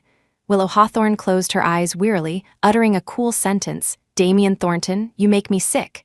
There was no other sound in the room for a long time. Thud! Willow Hawthorne opened her eyes in surprise and saw Damien Thornton kneeling by the bed. The high and mighty young Master Thornton, just like that, humbly knelt by the bed, his eyes full of pleading. "I'll hand Marcus Davies over to you. Sue me however you want, send me to jail, it's all fine. Just don't disappear on me." She didn't understand his actions. "Damien Thornton, what are you doing now? Do you love me?" Or was it simply that he disliked the feeling of people and things being out of his control? Damien Thornton's body stiffened, his mouth as if struck dumb, unable to answer. Did he love her? He didn't know. He only knew he had to give everything to keep her. Willow Hawthorne felt unamused. She let him kneel, saying no more. Damien Thornton seemed to have found a way to pass the days, coming to kneel whenever he had free time. Willow Hawthorne emotionlessly continued to communicate with her lawyer. The lawyer, looking at the young Master Thornton kneeling so proficiently, could only suppress her surprise. The court summons was officially issued. According to regulations, the parties involved were not allowed to meet. Willow Hawthorne finally enjoyed some rare peace and quiet, but Damien Thornton, unable to kneel in the ward, actually knelt just like that outside the ward. This caused passing patients to stare in amazement, and reporters flocked to the scene. It forced Willow Hawthorne to decide to be discharged temporarily. On the day of her discharge, Damien Thornton, having somehow gotten the news, was waiting outside. As soon as he saw Willow Hawthorne, he immediately came up to her. "Let's go home." Willow Hawthorne took a step back, distancing herself from him. "What home? I don't have a home." Damien Thornton's hand fell empty. He looked at her, aggrieved and sad. "Can't you give me a chance to make amends?" Those words sounded particularly ridiculous coming from his mouth. Willow Hawthorne's eyes were sharp. "A chance to make amends? How will you make amends? Continue kneeling day and night? If you kneel like this, will my mother come back? Stop deluding yourself. The trial is in 2 months. Get ready. I won't rest until this is over." She carried her meager luggage down the stairs. Her figure, though lonely, was strong. Chapter 18. Brenda Shaw, the lawyer handling Willow Hawthorne's case, had a vacant property. Willow rented it at market price and focused intently on preparing for the trial. Damien Thornton, somehow finding her new address, eagerly sent a pile of daily necessities on the first day, all of which she redirected to her neighbors. Seeing this tactic didn't work, Damien Thornton changed his approach, sending a large collection of rare records and top-tier music equipment. Willow Hawthorne donated everything directly to a television station and some private collectors, like an impenetrable fortress. Damien Thornton grew increasingly anxious. Once the trial began, he would have no more chances. Willow Hawthorne and Brenda became more familiar. Brenda, watching the Thornton family members pile up at the door, looked at Willow with concern. "Aren't you afraid he'll resort to extreme measures?" Willow chuckled lightly. "Then I'll let him know what true extremes are." While she was preparing for the trial, Roxanne and Leo Sterling had both called to express their concern. She reassured them all, not wanting them to get too involved in her private life. "Miss Hawthorne, they've delivered a party involved in the case." Brenda suddenly sat up straight, calling out to Willow. Willow looked down from the window. Marcus Davies was bound hand and foot, his mouth gagged with a cloth, writhing and whimpering. Seeing Marcus Davies, the fire in Willow's heart flared up, and she gritted her back teeth. She remained relatively calm and asked, "The maximum penalty, how severe can it be?" Brenda Shaw pondered before answering, "At most, 3 years." 3 years in prison wouldn't bring back her mother's life. Her eyes darkened. Brenda Shaw hurriedly advised, "Don't be impulsive. Let the law handle it." Willow Hawthorne was non-committal, instead persuading Brenda to leave first. Afraid she might do something foolish in a moment of clouded judgment, Brenda kept looking back as she left, earnestly reminding her, "Vigilante justice is illegal. Let's follow the rules and regulations." Willow Hawthorne responded perfunctorily. After Brenda left, she put on her coat and went downstairs. The moment Marcus Davies saw her, fear flickered in his eyes, and he whimpered and squirmed. As if begging her for mercy, Damien Thornton was truly willing to go to great lengths. After all, Marcus Davies was arguably his only remaining good friend, yet he had actually just packed him up and sent him over. Willow Hawthorne's fingers trembled. The main culprit was right here. She could personally deal with him as she pleased. She could even make him jump from a tall building, a life for a life. She looked at the black car parked not far away. Since she moved here, that car had been parked downstairs. It didn't take a genius to know who it belonged to. She walked towards the car, pulled open the door directly, and met Damien Thornton's astonished eyes. "Take us to the cemetery." Willow Hawthorne escorted Marcus Davies to her mother's grave and pushed him hard to the ground. Marcus Davies' head hit the edge of the tombstone, drawing blood that stained the stone red. "Apologize. Admit your mistake." Marcus Davies used his shoulders for leverage, knelt properly, and kowtowed repeatedly, physiological tears welling up in his eyes from the impact. After a few kowtows, he felt the pain and stopped moving. Willow Hawthorne kicked him, her voice cold. "Did I say you could stop?" He hurriedly started kowtowing again. If Willow Hawthorne didn't say stop, he wouldn't dare to stop. Half an hour passed. The ground in front of the tombstone was already stained with blood, and Marcus Davies' forehead had a large, bloody gash. He could no longer feel the pain. Willow Hawthorne finally deigned to say, "Enough." The moment she stopped, Marcus Davies fainted. Willow Hawthorne came to the car. Damien Thornton immediately sat up straight, anxiously awaiting her instructions. Chapter 19, Take him back. We'll follow legal procedures from here. Seeing she didn't intend to let the matter drop there, Damien Thornton's lips trembled. "Do whatever you want to him. I guarantee you won't get into trouble." Willow Hawthorne scoffed. "Damien Thornton, your guarantee means nothing. Besides, I don't want any more entanglement with you. Let this lawsuit be their final interaction. From now on, may their paths never cross again." Damien Thornton stared blankly as she turned and walked away. Such a long road, yet she would rather walk back herself than be with him again. The only leverage he had was also lost. He felt as if a piece of him was missing. Marcus Davies groggily woke up, glaring angrily at Damien Thornton, never expecting him to go to such lengths for a woman. After the gag was removed, he shouted in shame and anger. The Thornton and Davies families are done. The two families had been friends for generations. No one ever expected it to end like this. When Alina Thornton learned of this, her face turned purple with anger. She took a nitroglycerin pill, and the first thing she did after recovering was to find Willow Hawthorne. "What exactly do you want? Do you have to turn the Thornton family upside down to be satisfied?" The usually graceful and dignified Alina Thornton lost her composure for the first time. Willow Hawthorne looked at her quietly. Did she still think she was that timid little girl from years ago? "Mrs. Thornton, it's not what I want, but what you all want. If you hadn't rashly come to disturb my mother, would things have reached this point? Eleanor Thornton's lips trembled as she argued illogically. That was also to give you a chance. Willow Hawthorne's eyes glinted with sarcasm as she cut her off. Give us a chance, or find another fool to prop up your good-for-nothing son? Watch your words. Then please, Mrs. Thornton, speak normally as well. If there's nothing else, please leave. After all, as a defendant, you need to avoid suspicion. She didn't yield an inch, her retorts leaving Eleanor Thornton speechless. Seeing that being tough wasn't working, Eleanor Thornton's expression softened again. Willow, I know you're not such a heartless person. There have been too many misunderstandings. If you're willing to give Damien a chance to explain. Willow Hawthorne was now impervious to both hard and soft tactics. She maintained a stern face and coldly refused, No, I'm not willing. Please leave. Eleanor Thornton turned and left, her face full of displeasure. There was still a month until the trial. Willow Hawthorne and her lawyer rehearsed over and over. Although her attitude towards the Thornton family was firm, she also knew this would be a tough battle. The Thornton family's legal team was not to be underestimated.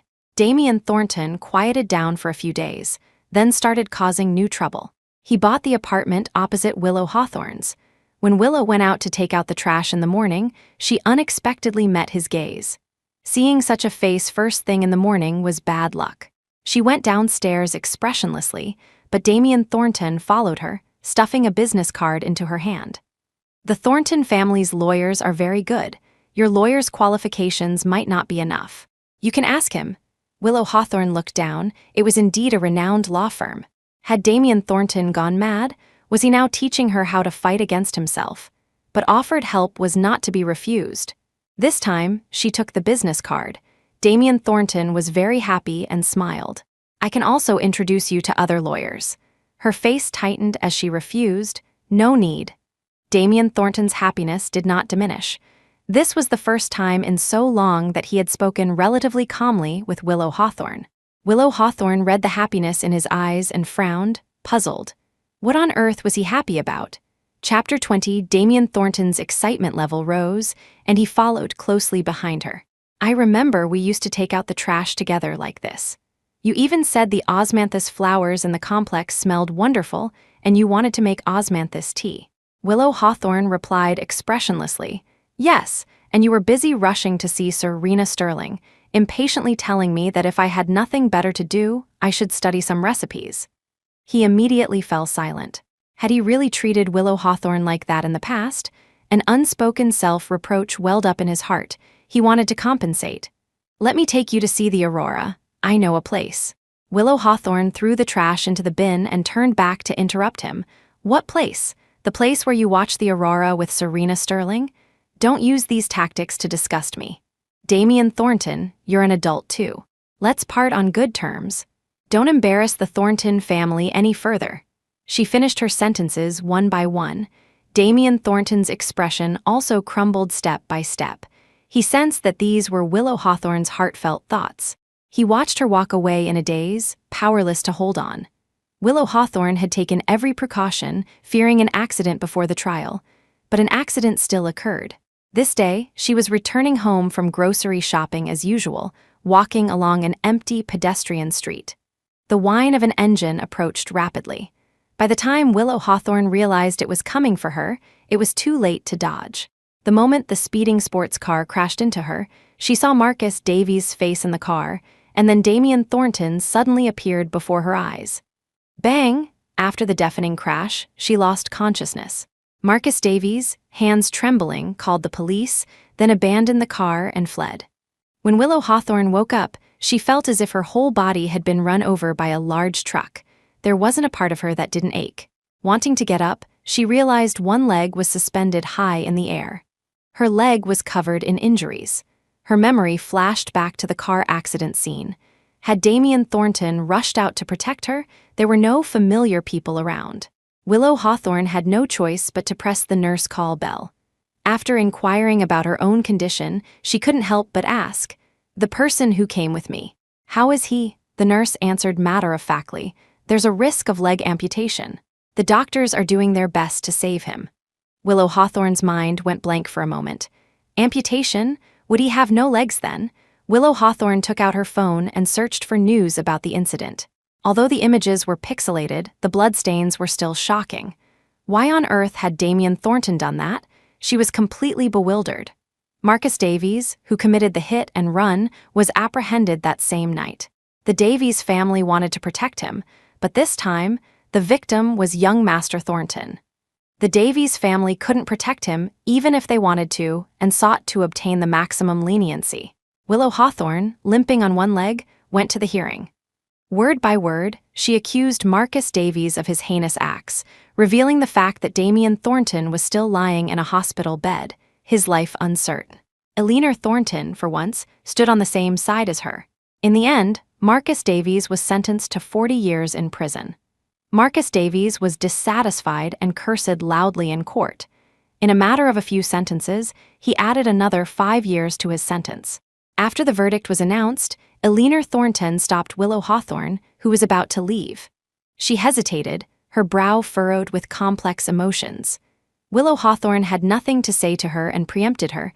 "I no longer owe your Thornton family anything." Eleanor Thornton's expression remained unchanged. She sighed, begging humbly, "Please go see my son, persuade him to save his legs. The doctor said there's still a chance, but his will to live is too weak, so there's nothing they can do. Just consider it one last favor for me. I will absolutely never bother you again." Chapter 21. Even if a stranger had asked, Willow Hawthorne would not have refused such a request. But the person before her was not a stranger. She was the one who had harmed her mother. Willow Hawthorne refused with a cold expression. "I have no obligation." Eleanor Thornton shouted, "He's in this situation because he was trying to save you, to have the audacity to push all the blame onto her." The flicker of pity that had just risen in Willow Hawthorne quickly faded. She stared at Eleanor Thornton, seriously refuting, "No, it was you who single-handedly turned the situation into this. If you hadn't been solely focused on Damien Thornton, I wouldn't have had such a conflict with Marcus Davies." Eleanor Thornton stared at her blankly. "But I also saved your life." This sentence made Willow Hawthorne fall silent. After a while, she answered softly, "I would rather have died that year." Then she turned and left decisively. Returning to the hospital, she was met with a barrage of scolding from the nurse. "How could you just run out without saying anything? Even if you didn't want to tell the nurse, you should have at least told your friend." Friend? Did she still have friends in Bridgewater? Just as she thought this, she saw Roxanne sitting by the ward door, her face stern. After checking Willow Hawthorne's condition, the nurse left, muttering under her breath. Willow Hawthorne looked at Roxanne's unhappy face and forced a guilty smile. "Hi. Hi what? How am I, an ordinary person, fortunate enough to greet the former young Mrs. Thornton? You hid your family situation from me, that's one thing, but even your name was fake. Using a fake name when we first met, I can understand, but are we just newly acquainted? I thought we were already friends." Roxanne's resentment was considerable, and she began to list Willow Hawthorne's offenses. After a long string of complaints, she took a breath, glanced at Willow's plastered leg, rolled her eyes, and softened her tone. "The wound must hurt a lot, right? I saw the news online. I'll take care of you during this time." Willow Hawthorne was both touched and worried. "Then the bar. Leo Sterling is helping to look after it. He knew coming over with me would make you uncomfortable, so he asked me to send his regards. This is his gift for you." It was a rare, out-of-print record. Damien Thornton had given it to her once, but she had passed it on to other collectors. She hadn't expected it to find its way back to her hands after all this time. Only this time, the meaning was different. She was grateful for Leo Sterling's thoughtfulness and put it away carefully.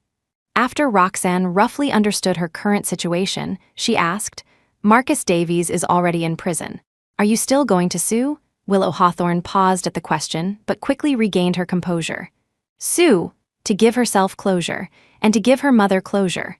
Roxanne didn't say much more, just quietly stayed by her side. Another week passed. Willow Hawthorne's condition improved slightly, and she was able to get out of bed and walk. Roxanne routinely shared outside gossip with her.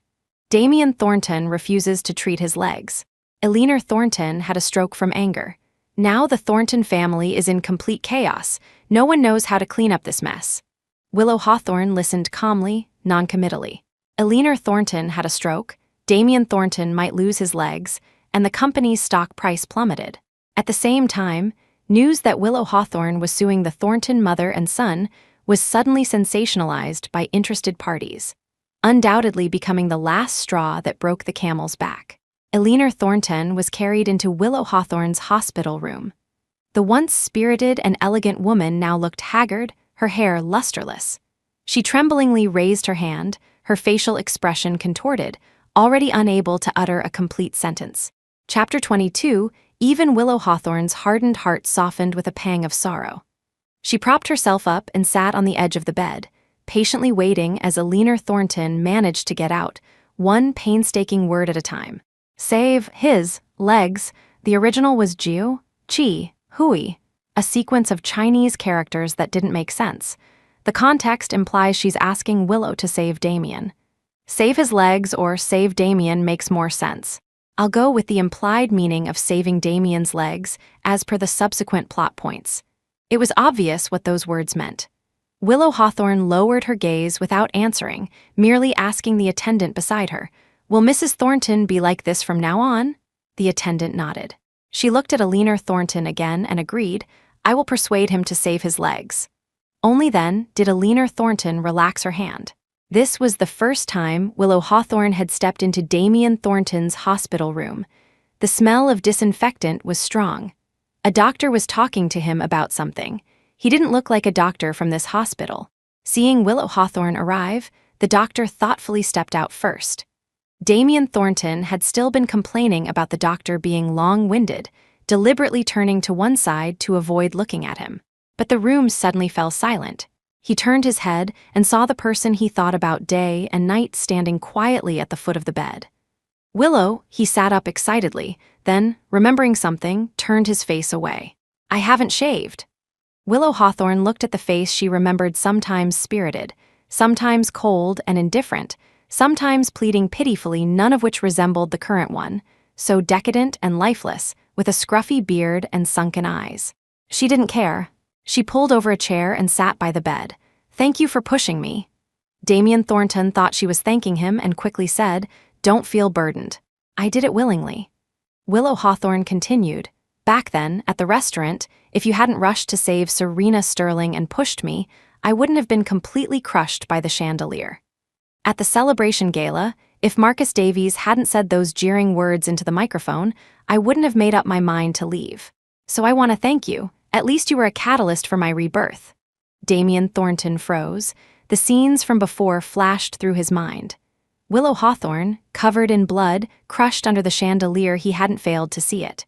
He had just subconsciously assumed she could handle it herself. Marcus Davies, jeering at the celebration gala, he had scolded him for it afterwards, but he hadn't realized Willow Hawthorne had heard everything. His lips moved, wanting to defend himself, but he found there was nothing to defend. Willow Hawthorne took a deep breath. "So, there's nothing that can't be overcome.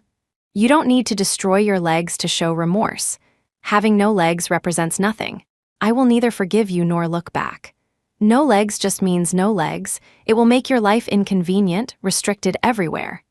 So be mature, accept all the changes calmly, and grasp what you can grasp." She delivered these words without any personal emotion, just calmly, as if persuading a young person who was doing something foolish. Damien Thornton stared at her blankly, then, after a long moment, lowered his head and gave a bitter smile. "You really are different from before." Willow Hawthorne shook her head. "I've always been the same as before. It's just that you never understood me." The conversation ended briefly and peacefully. As she was leaving the ward, Damien Thornton said, "Go talk to my doctor. He was the chief surgeon for your kidney transplant back then." Willow Hawthorne's retreating figure paused for a moment, then she acknowledged and went out. The doctor was waiting just outside the door. Seeing Willow Hawthorne come out, his eyes lit up with pleasure. "Thank you for being willing to persuade him." Willow Hawthorne curved her lips and asked directly, "Excuse me, do you know who the donor who matched with me back then was? I've always wanted to thank them in person, but I haven't found any clues." The doctor looked quite surprised. "Didn't your father tell you?" "Father? What did her father have to do with it? Hadn't her adoptive father passed away just a few months after her marriage?" "Doctor, what exactly do you mean?" The doctor told her everything, bit by bit. After Willow Hawthorne heard it all, she fainted. Chapter 23. A day later, Willow Hawthorne leaned against her hospital bed, staring out the window with a numb expression. "Willow, eat something," Roxanne called out, worried. Willow Hawthorne just remained silent. The doctor said her kidney had been obtained through an exchange, her father for someone else. Her father was a match for another person's family member, and that other person happened to be a match for her, so the surgery proceeded logically. At that time, the doctor had just been brought to the hospital by Eleanor Thornton to perform a task, so he had been the chief surgeon for her father. However, right after the surgery, he was urgently called back and didn't follow up on the post-operative recovery. This led to her adoptive father developing an infection and passing away quickly. So, from beginning to end, the kidney resource was found by her father. Willow Hawthorne had never felt such absurdity and hatred. She closed her eyes, took a deep breath, and when she opened them again, there was only determination. She asked Roxanne to temporarily buy her a laptop and began to collect all sorts of information about the Thornton family, especially Eleanor Thornton's branch. While she was collecting, someone sent a compressed file to her email. Opening it, she found it was full of evidence of the Thornton family's tax evasion and various illegal activities in recent years. It was probably from some cynical, righteous individual who had seen her post on a forum asking for inside information. Willow Hawthorne packaged all these things and sent them separately to the Internal Affairs Department and the Veridian Group. The Veridian Group was the Thornton family's main base, headquartered abroad. Not long after, news broke that Internal Affairs had sent people to investigate and severely punished them. Following that, people from the Veridian Group headquarters came and overhauled the company from top to bottom, almost equivalent to dismantling and reorganizing it. Eleanor Thornton, who originally held real power, was sidelined. Eleanor Thornton had been recovering well and had hopes of returning to a normal life. But this series of blows caused her condition to worsen severely, to the point where she needed someone to attend to her every basic need. Conversely, Damien Thornton in the hospital was recovering well. His legs were already able to touch the ground. The first thing he did was to shakily walk over to Willow Hawthorne, as if seeking praise. "Look, I listened to you." There was no sign that his family was undergoing an unprecedented crisis. Willow Hawthorne frowned, staring at him, unable to resist asking, "Aren't you going to manage your family affairs? I heard Mrs. Thornton was furious and is looking for you." Damien Thornton was completely oblivious, ignoring her words. "When I get better, shall we go on a trip? Where do you want to go?" His eyes sparkled, as if he were genuinely just looking forward to an outing with Willow Hawthorne. Willow Hawthorne's face remained cold. "Take care of yourself. I'm being discharged." At this time, there was still half a month until the trial. Roxanne, carrying large and small bags, followed Willow Hawthorne home. The news was reporting the recent dramatic changes in the Thornton family, saying that the Veridian Group headquarters was furious and had disowned this branch. Now, the Thornton family had truly become a joke. And unfortunately, one of the mainstays was paralyzed, while the other had absolutely no inclination to manage the company. The Thornton family collapsed. Eleanor Thornton watched helplessly as they fell from the summit. In a fit of anger, she experienced a final burst of energy, cursed wildly, beating her chest and stamping her feet, and passed away that night. Although the Thornton family had collapsed, those who had connections still showed their respect by attending the funeral. Willow Hawthorne was among them, but while others mourned and sighed, for her, it was a grand celebration. Damien Thornton was originally receiving guests. Seeing Willow Hawthorne, his eyes lit up. He handed over the proceedings to other relatives and quickly walked towards her. His legs were still not agile, and he stumbled, yet he was eager. "Willow, you're here." Willow Hawthorne nodded in response. A voice sounded from behind. "Chief Thornton?" Serena Sterling appeared at the venue, arm in arm with Victor Smith. Chapter 24. Upon seeing Willow Hawthorne, Serena Sterling's expression changed slightly. "Willow, you're here too." She eagerly wanted to say something, but there were still formalities to attend to over there. She hurriedly said, "Wait for me, I have something to tell you." With that, she quickly walked towards the registration table. A tall figure followed her. Willow Hawthorne froze for a moment. Was that Leo Sterling just now? She looked in their direction. Although he looked somewhat unfamiliar in formal attire, she still recognized him. What was he doing here? Damien Thornton, seeing Willow Hawthorne staring unblinkingly in Serena Sterling's direction, thought she was still bothered and quickly said, "Serena and I are just friends now." After that fight, he had sorted everything out. Willow Hawthorne didn't care much for this explanation and nodded casually. After completing the formalities, Serena Sterling immediately came to find Willow Hawthorne. Her first words were an apology. "I didn't know you had such a big misunderstanding back then." "I'm sorry." No matter the misunderstanding, it was all in the past. Willow Hawthorne waved her hand. "It's fine, it's not important." Everyone attending the funeral knew each other, and moreover, Serena Sterling's husband was a renowned foreign tycoon. Many people wanted to take the opportunity to curry favor. Serena Sterling was quickly led away to socialize after exchanging just a few words. Only the young man, who had been very silent since earlier, remained. "Leo Sterling, aren't you going to explain?" Noticing Leo Sterling's hesitation, Willow Hawthorne broke the silence. Only then did Leo Sterling look up, somewhat embarrassed. I was just worried about you." "Don't worry, I've left the Twilight Bar in reliable hands." "You didn't come back for so long, and Roxy was being vague. I really couldn't think of any other legitimate reason, so I took this opportunity to come with my cousin." So he was Serena Sterling's cousin. His intentions were good. Willow Hawthorne couldn't blame him. She nodded to show she understood. Seeing Willow Hawthorne didn't look displeased, Leo Sterling gained some confidence and asked further, "Then, shall we have dinner together later?" "Let's invite Roxy." Willow Hawthorne readily agreed. "All right." They hadn't chatted for long before Damien Thornton seized another opportunity to approach. He happened to hear Leo Sterling telling Willow Hawthorne amusing anecdotes about the Twilight Bar, and his face darkened. "Are you two very close?" he interjected coldly.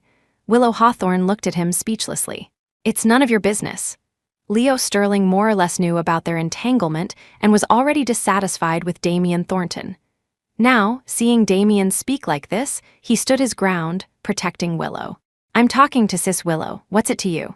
Using Sis Willow as a direct address might sound a bit off in general English, but for a younger, adoring character like Leo, it could work to show his protective and familiar stance, contrasting with Damien. Or just Willow. Damien Thornton looked at Leo Sterling, recognizing him. "You're Serena's good-for-nothing cousin, aren't you? Skipped school to go gallivanting?" The two were at loggerheads. Leo Sterling bit his lip and retorted sarcastically, "That's still better than you leech. First, you clung to my cousin, now you're clinging to Sis Willow. Can't you walk without clinging to someone? My cousin said so many times she loves her husband, why can't you hear a single word? Now Sis Willow says it's none of your business, you can't hear that either." It was clear he harbored great resentment towards Damien Thornton as he rattled off a tirade. Damien Thornton was speechless. Willow Hawthorne also picked up on something else from his words. It sounded as if Damien Thornton's feelings for Serena Sterling were also unrequited. How did this person manage to fail at everything? Thinking about Damien Thornton's actions, she could understand. After all, someone who never considered others would never receive genuine affection. After the memorial service, Willow Hawthorne had dinner with Leo Sterling and Roxanne. As it happened, Damien Thornton just naturally sat at the next table. Roxanne frowned. What on earth does he want? Willow Hawthorne kept her eyes straight ahead. Don't mind him. Anyway, after the trial, I won't be coming back here. There was nothing worth remembering here. Chapter 25, of the original 3 defendants, only Damien Thornton remained. The lawyer also breathed a slight sigh of relief. On the day of the trial, everyone waited for the defendant to arrive, but even after 10 minutes, there was no sign of him. Willow Hawthorne frowned, not knowing what Damien Thornton was up to. Before long, the opposing lawyer requested a postponement, saying the defendant had suffered a sudden accident and was hospitalized, unable to appear in court for a short time. It was forcibly postponed for another month. Willow Hawthorne felt a surge of anger. Damien Thornton was clearly doing this on purpose. She rushed to the hospital furiously. After inquiring, she was told Damien Thornton was still in emergency care. Because of a sudden complication with his legs, if not treated promptly, it could affect his brain. Half an hour later, Damien Thornton was wheeled out. Willow Hawthorne's gaze swept over him and stopped. His legs were empty below the knees. The doctor also came out, took off his mask, his face full of regret. He could have recovered well, but he accidentally fell down the stairs. There's no saving them now. Accidentally. Willow Hawthorne, her face cold, crossed her arms and waited for him to wake up. When Damien Thornton opened his eyes and saw Willow Hawthorne by his side, he thought he was dreaming. Willow, confirming she was really there, he sat up abruptly, but he lost his balance and fell back heavily. Despite his disheveled state, his face was filled with surprise. "I knew you'd come to see me. You still care about me." Willow Hawthorne only found him pitiful and wretched. "I don't care about you. I'm disgusted by you. To think of such a way to postpone the trial, I really admire your spirit of sacrifice." The light in Damien Thornton's eyes dimmed. He gave a bitter laugh. "A pair of legs in exchange for you staying an extra month. It's well worth it." Willow Hawthorne stared at him intently, then shook her head after a long moment and said, "You're mad." He looked deeply at Willow Hawthorne. "I'm not mad. I just know what I want now. Incurable." Willow Hawthorne, unable to communicate with him, threw out a sentence. "Don't play any more tricks to postpone. I insist on going to court to give us a formal end, so that if we meet by chance in the future, I can still greet you." She left without looking back. Damien Thornton stared in the direction she left, unable to regain his senses for a long time. As soon as Willow Hawthorne came out of the hospital, Roxanne and Leo Sterling rushed up, looking her up and down, afraid she had been bullied. She smiled faintly. "Now that he has no legs, how can he bully me?" "What?" Roxanne sensed the fleeting sadness in her eyes but ultimately said nothing, just patted her back. With an extra month suddenly available, Willow Hawthorne was still pondering how to spend it when Roxanne came over with a thick strategy guidebook. Under the guise of playing to the fullest, having finally come to the big city, she wanted to see the world thoroughly. Willow Hawthorne acted as a tour guide, with Leo Sterling as the porter, wholeheartedly serving Miss Roxanne. The late spring temperature was just right, sunny and warm. In such fine weather, Willow Hawthorne gradually forgot those dark and gloomy moods. But while she was inclined to forget, someone insisted on making her remember. The park on a weekday wasn't very crowded.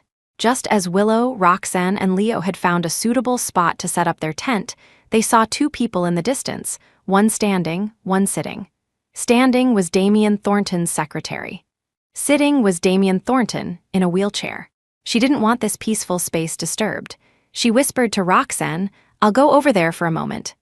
She walked towards Damien Thornton. Seeing her walk towards him voluntarily, Damien Thornton smiled. But when she got closer and he saw her somber face, his smile faltered. Chapter 26, Damien Thornton, have you completely failed to listen to a single word I've said up to now? Willow Hawthorne didn't restrain her tone, blaming him for disturbing her good mood. The man who used to be indifferent to her now looked flustered, explaining awkwardly, "Sorry, I just wanted to say a few words to you, but your phone wouldn't go through, and I couldn't contact you." Willow Hawthorne replied expressionlessly, "The fact that it wouldn't go through means I don't want to answer your calls. I have nothing to say to you. Don't bother me and my friends anymore." She delivered her ultimatum. Damien Thornton nervously tried to grab the hem of her clothes but missed. He leaned forward, his center of gravity shifted, and he fell directly to the ground. The secretary hurriedly helped him back into the wheelchair.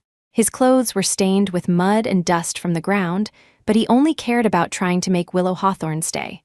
"I really have something to say to you. I promise this is the last time I'll bother you." Other passersby in the park looked over, their eyes implicitly reproachful, blaming Willow Hawthorne for being too heartless. Willow Hawthorne let out a sigh of exasperation and turned to look at him. "What do you want to say?" Damien Thornton's face lit up, and he immediately said, "I won't ask you to do anything anymore. I just hope you can allow me to care about you occasionally." She carefully observed the man before her. In just a short month, he was like a different person. "Damien Thornton, I was the one who sent the whistleblower letter." She stated this calmly. The dramatic changes in the Thornton family had begun with a whistleblower letter. Damien Thornton's figure stiffened. After a moment, a bitter expression appeared. "I guessed as much."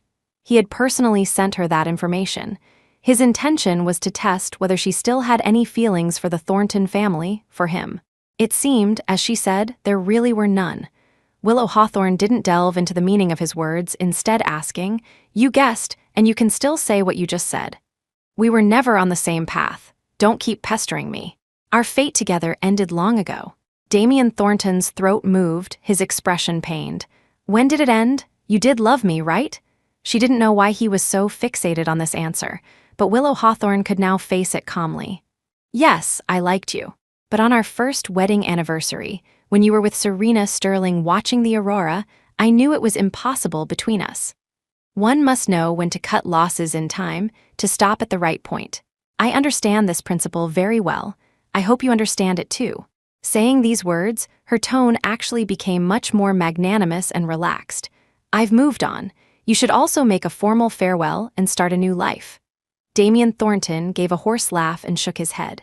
He couldn't move on. Willow Hawthorne looked at him with pity and turned to leave. This time, Damien Thornton didn't pursue her relentlessly. He stared blankly for a long time before signaling the caregiver to push him back. As he turned the corner, he happened to see Willow Hawthorne laughing heartily at something Leo Sterling said, as if she were even brighter than the sunlight on her face. Such a smile she had shown him before, when he had accidentally smeared shaving foam on his face, and the more he tried to wipe it, the more it spread. She couldn't help but laugh, then helped him clean it up. But that was too long ago, so long ago that he thought it was a previous lifetime. Perhaps it really was time to let go. His entanglement would only make Willow Hawthorne more annoyed. "Let's go, back to the company to clean up this mess." Someone had to deal with the aftermath. He had been avoiding it for so long.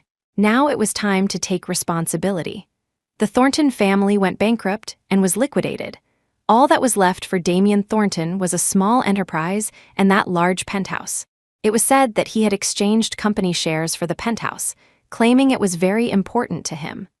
Willow Hawthorne let these news items go in one ear and out the other, her mind solely focused on music production and the upcoming trial. Chapter 27, on the day of the trial, amidst everyone's anticipation, Damien Thornton finally entered, pushing his wheelchair. When the presiding judge announced the start of the trial, he suddenly raised his hand. "I plead guilty." The courtroom erupted in an uproar. Amidst the noisy discussions, he looked at Willow Hawthorne in the plaintiff's seat, his eyes full of relief. She was probably eager to leave. He would save her some time. Willow Hawthorne's brow furrowed slightly. After confirming he wasn't playing tricks, she quickly relaxed. Little did she know, Damien Thornton then immediately began to state his own faults, deliberately taking the main blame upon himself. Willow Hawthorne's face tightened as she listened.